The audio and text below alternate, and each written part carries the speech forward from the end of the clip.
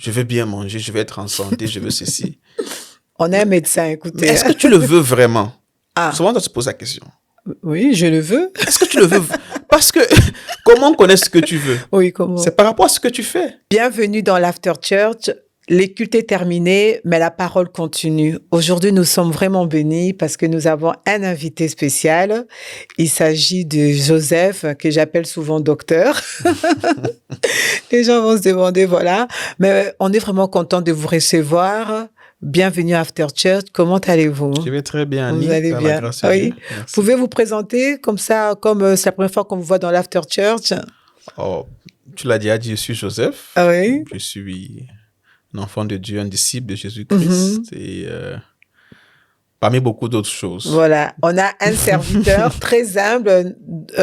Joseph, il est docteur, père de famille, marié.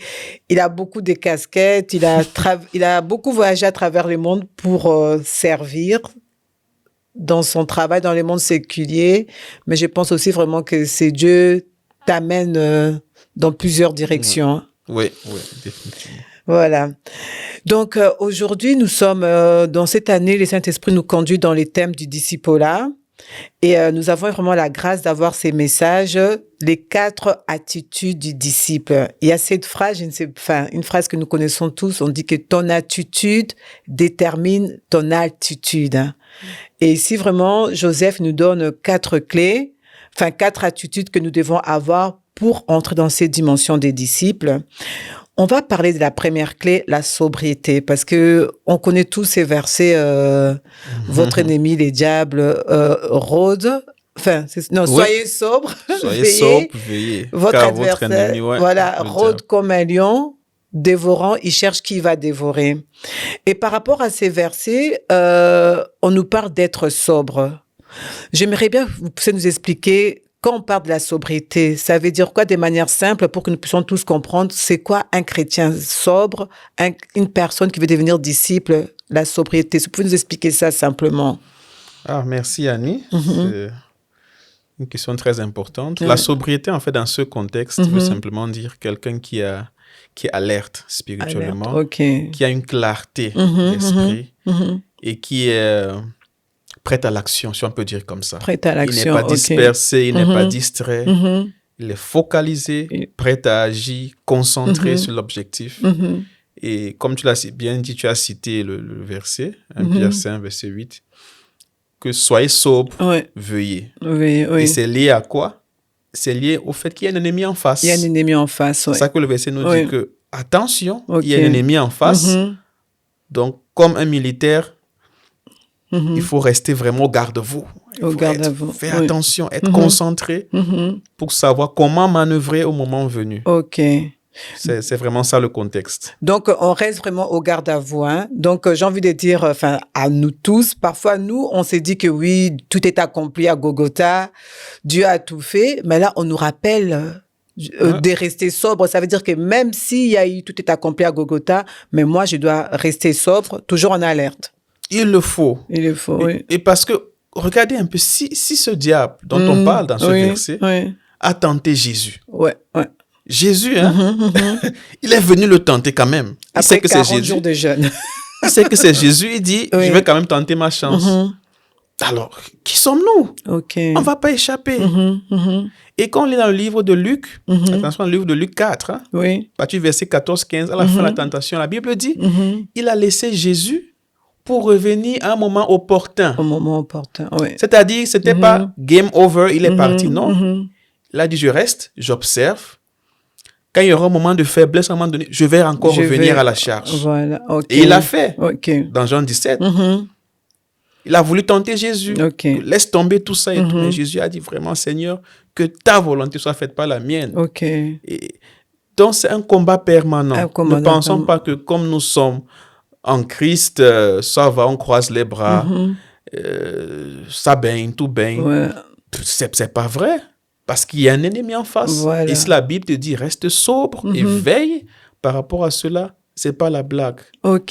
Parce que par rapport à cette deuxième partie du verset, on nous dit bien de rester sobre parce qu'il y a un danger imminent. Oui.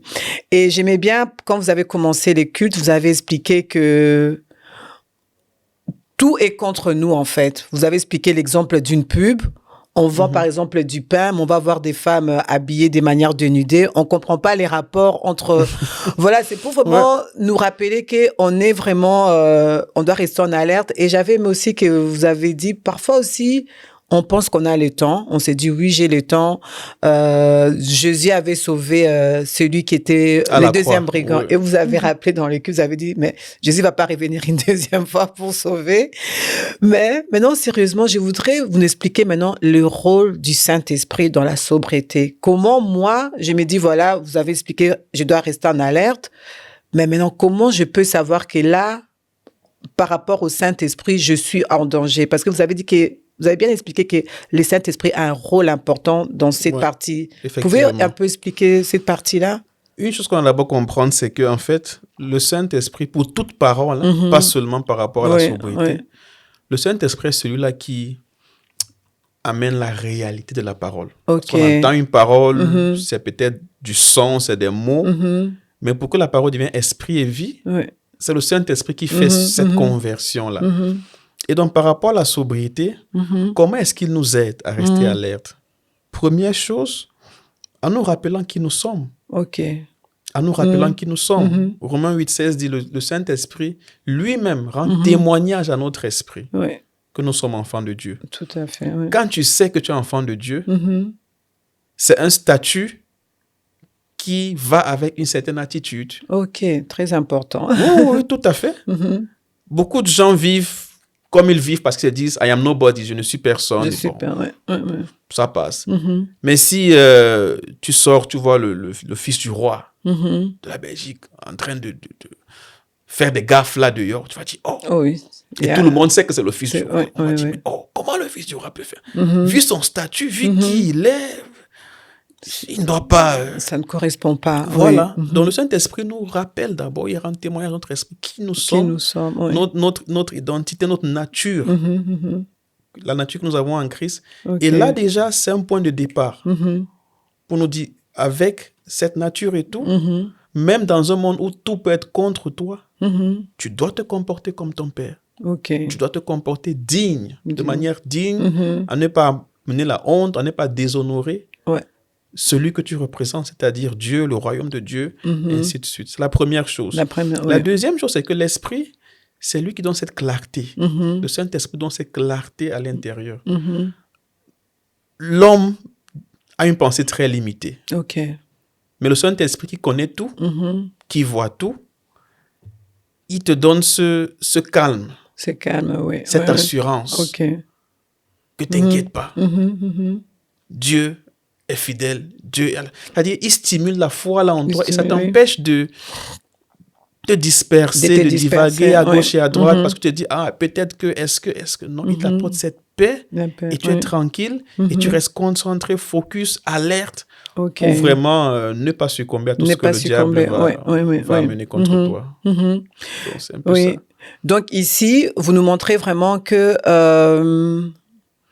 on a notre part à faire, donc Dieu nous demande de rester sobre, mais vous avez vraiment expliqué, c'est très important d'avoir la communion avec le Saint-Esprit. Il faut une intimité vraiment rapprochée. Sinon...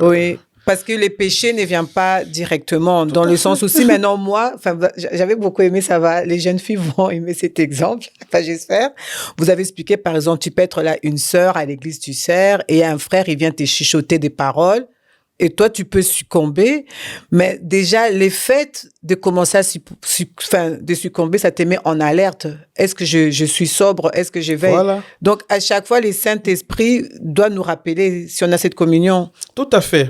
Le fait que on baisse la garde. Quand tu te rends compte, j'ai baissé la garde. C'est en fait, c'est que la sobriété est en train de baisser. Waouh! Donc, c'est vraiment ainsi. Celui qui est sobre, il peut voir un problème à des kilomètres. Parce qu'il est concentré. Il regarde, c'est bon, voilà. Là, quelque chose cloche, c'est pas normal les consos. Mais quand tu baisses la garde, c'est compliqué. Donc, c'est quand c'est à ta porte que tu dis, oh! Donc, ça veut dire que le Saint-Esprit est là comme nous mettre une alarme, quoi. Attention, attention. Donc, nous, ça veut dire que moi, si je suis chrétien, que je vais passer à disciple, donc quand je sens que le Saint-Esprit me dit fais attention, donc il faut directement s'ajuster parce qu'il y a un danger imminent. Ça, c'est vrai, mais avant, pour comprendre, pour me reconnaître les signes du Saint-Esprit, il faut avoir une relation avec lui. Il faut une relation, très important. Oui. Il ne s'agit pas ici de je pars à l'église le dimanche, je prie, je fais ceci. C'est une relation qui se travaille jour au jour. Ouais. Chaque jour, on bâtit cette relation avec le Saint-Esprit. On passe des moments avec lui à l'adorer, à le connaître, à le chercher. Sinon, même quand il va nous signaler feu rouge, on va passer à 120 km à l'heure. On va passer. Parce qu'on ne saura même pas qu'il est en train de nous... D'où l'importance de connaître la parole qu'on dit qui va nous rappeler toutes choses. C'est-à-dire que si moi... c'est très important, c'est que Joseph est en train d'expliquer. C'est-à-dire que si je n'ai pas de communion et que je ne connais pas la parole, même s'il me rappelle, je ne vais pas savoir. Tu ne sauras même pas. Tu ne connaîtras même pas sa voix. Pour savoir que, je dois ralentir. Non. Tu vas foncer tout dans le désastre. Et ça, c'est très malheureux. Et Dieu veut nous épargner cela. Une chose qu'on doit aussi comprendre, c'est que quand Dieu donne des instructions comme ça, c'est pas pour nous faire du bien. Si Dieu dit, soyez sobre, veuillez, il ne veut pas juste nous pourrir la vie. Il veut notre bien. Et si on se donne vraiment à ce qu'il dit, pour observer, pour obéir, nous-mêmes, on verra que ça nous a épargné beaucoup de souffrances et beaucoup de casses qu'on aurait eu si on n'écoutait pas la voix de Dieu. Merci vraiment pour ces exemples. Moi, vraiment, ce qui me vient dans mon esprit, c'est pour dire que être sobre, bien sûr, je dois me garder, mais je reviens vraiment à la dimension du Saint-Esprit, avoir cette intimité. Merci vraiment pour ça, pour cette explication. Donc, vous avez donné 4 attitudes qu'on doit avoir. Donc, il y a la sobriété, il y a des sonder, il y a les services et la soumission. Yes. Et je vais revenir à la soumission parce que vous avez expliqué la soumission envers Dieu, la soumission envers les autorités et là, la soumission sur moi-même. Ça, c'est très important. Pouvez nous expliquer comment ça s'explique, la soumission sur moi-même? D'accord. La soumission à soi-même, ça peut paraître bizarre, mais en fait, pour bien comprendre cela, on doit savoir que l'homme n'est pas juste une entité.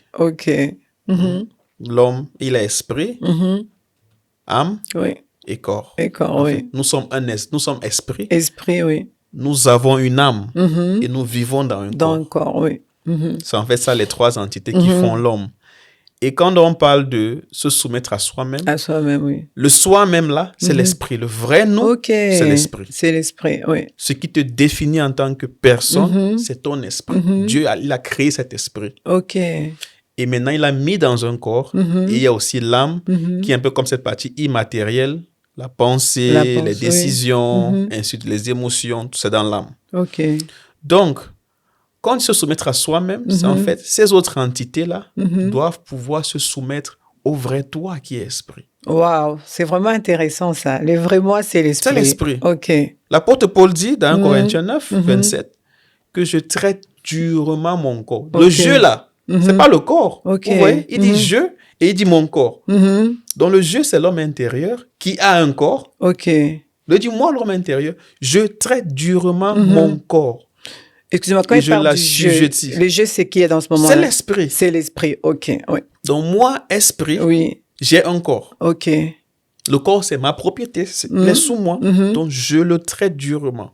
Je le rends soumis à moi. À moi qui est l'esprit. Waouh. C'est en fait ça, la soumission à soi-même. Le fait que le corps soit soumis. Parce que le corps, c'est lui, c'est nos membres qui font tout ce qu'on ne doit pas faire. Donc, on doit ramener le corps à se soumettre. On doit ramener l'âme à se soumettre. Les décisions qu'on prend, les pensées, ainsi de suite, on doit pouvoir les soumettre à nous. À nous, notre esprit qui est créé à l'image de Dieu. Donc, on doit pouvoir les soumettre à l'image de Dieu. À l'image de Dieu. Quand si une pensée veut s'imposer qui n'est pas de Dieu, on doit pouvoir dire à notre âme que mon âme, tu réponds à moi. C'est moi le boss. On ne dit pas ça avec la bouche, on dit cela avec la parole. C'est la parole qui renouvelle les pensées, qui renouvelle l'intelligence, qui remplace tout ce qui est poubelle et tout dans nos pensées avec vraiment ce qui doit y être.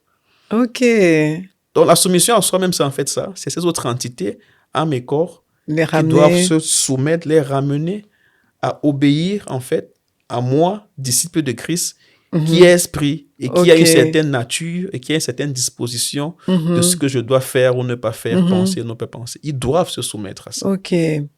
J'ai un exemple, je ne sais pas si c'est un bon exemple, parce qu'il y a ces versets qui disent ne suivez pas les temples du Saint-Esprit, hein? Notre corps qui est les temples du Saint-Esprit. Mais je vais donner un exemple un peu terre à terre pour qu'on puisse capter.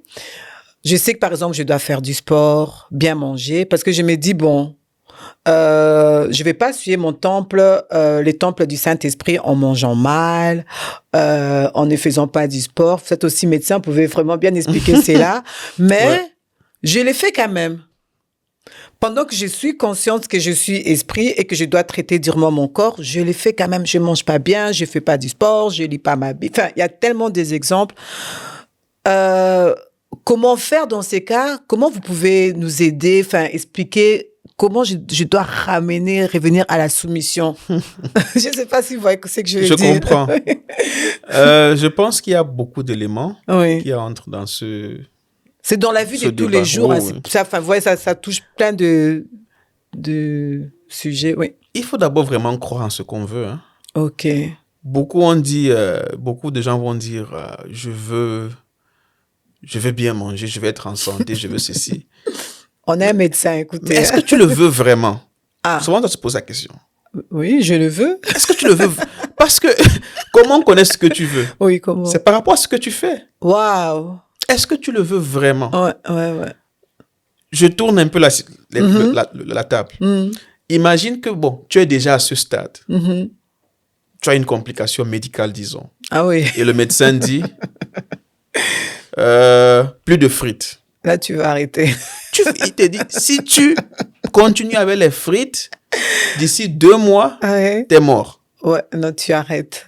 Tu arrêtes. Automatiquement. Parce que tu as vu la mort. Il y a les dangers, il rôde là, il est là. Oui. Donc, souvent, on ne se rend même pas compte. On n'a pas vraiment envie de ce qu'on dit qu'on veut. OK. Ça commence par là. Ça commence... Si tu as vraiment envie que, ce corps, je dois le garder. Ce corps, il doit être en santé. Et pour qu'il soit en santé, je ne dois pas manger X, Y, Z. Si ton niveau de désir est intense, le reste va se calmer. Maintenant, de deux, autre chose qui s'applique à tout, même au péché, c'est en fait le désir d'une récompense immédiate.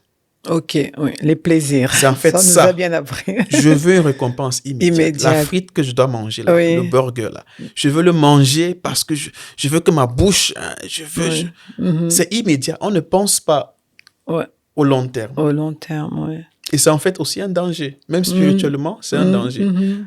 2 Pierre 1, l'apôtre Pierre explique que beaucoup de gens sont myopes. OK. À partir du verset 9 en descendant. Il dit, ils sont myopes. Ils ont même oublié le sacrifice de la croix. Tu ne vois pas loin. Tu ne penses qu'au moment présent. On pense, à l'immédiat. Imaginez Jésus, le diable vient lui dire, change la pierre en pain. Mais si tu ne penses qu'à maintenant, tu dis, mais j'ai faim. J'ai faim. Alors, mon ventre d'abord. Mais Jésus a considéré, ça va plus loin. Ça va plus loin. En t'obéissant, je deviens esclave du diable. En t'obéissant, c'est l'autorité qui bascule. En t'obéissant, tu vas faire de moi ce que tu veux. Donc, quand tu penses si loin, quand tu sais, en mangeant cette frite, voilà. En ne faisant pas le sport, voilà. Quand tu essaies de penser, de te projeter, et là tu dis, pour ne pas arriver là-bas, je dois prendre ces décisions maintenant. Waouh, vraiment.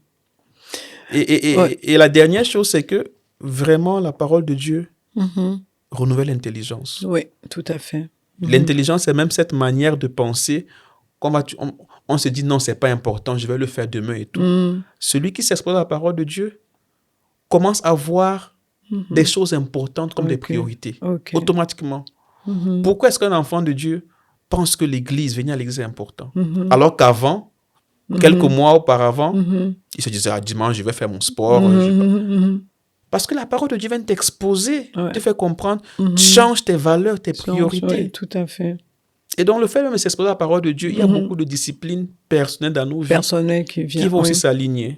Parce que la parole de Dieu vient pour vraiment transformer notre manière de penser, pour nous aligner à vivre comme Dieu le veut. OK.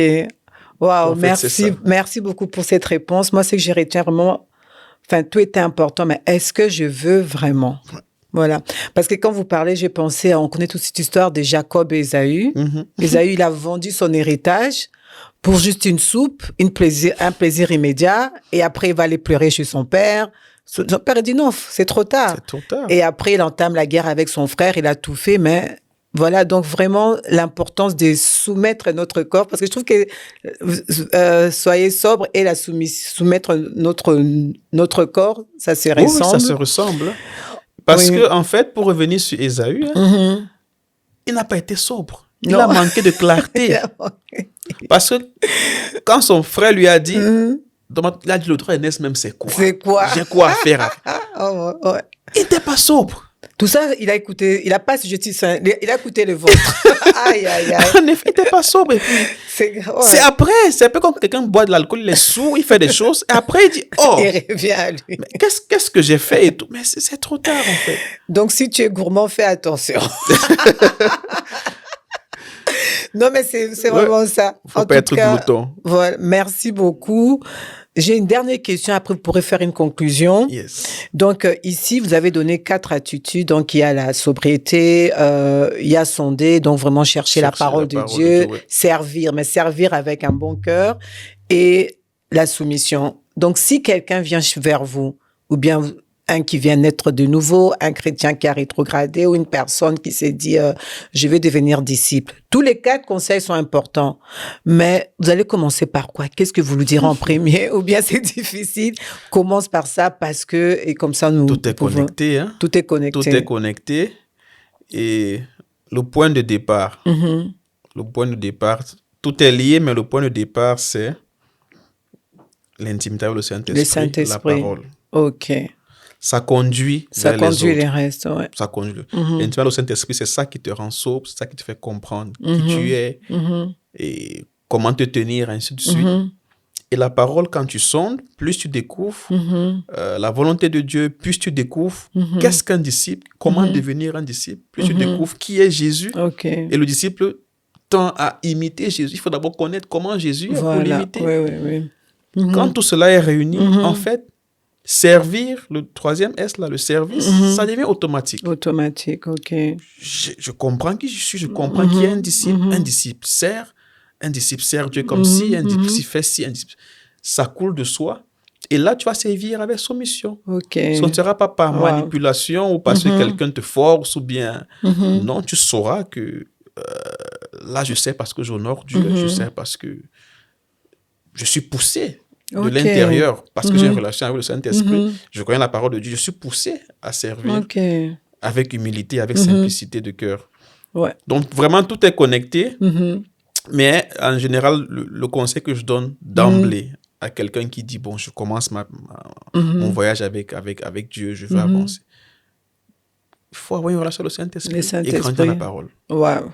Chercher la parole, méditer dessus. Le reste va suivre. OK. Ouais. Merci. Donc, je ne sais pas si vous avez un mot de la fin, quelque chose pour ajouter. Juste pour conclure, je vais peut-être dire tout ce qu'on fait vraiment, le fait de devenir des disciples, le fait de chercher la face de Dieu, ainsi de suite. C'est en fait pour qu'à la fin, Dieu nous dise bien fait. Bien fait. Bon et fidèle serviteur. Serviteur, oui, c'est ça. C'est en fait ça. Et là, je nous invite encore à voir loin. OK. Ne vivons pas pour aujourd'hui, je mange quoi, je dors comment. Ça, c'est être vraiment très myope. C'est juste voir le bout de son nez. Si on a vraiment l'éternité en perspective, ça va nous aider à adopter ces attitudes-là et encore même plus. Quand tu sauras que, en faisant ça, bon et fidèle serviteur, c'est ça la finalité en fait. C'est ça la finalité. De tout ce qu'on est en train de faire, la marche avec Christ, être disciple et consort. Et je nous invite vraiment à avoir ça comme réflexion pour nous encourager à ne jamais baisser les bras. OK. Mais merci beaucoup, docteur, pour cette parole. Et on est vraiment ravis que vous soyez avec nous aujourd'hui. On espère vous revoir prochainement encore. Plaisir est partagé, on rend grâce à Dieu. Voilà. Vraiment. Et donc, je vous invite vraiment à vous connecter sur After Church. Je vous souhaite une excellente semaine. Que Dieu vous bénisse.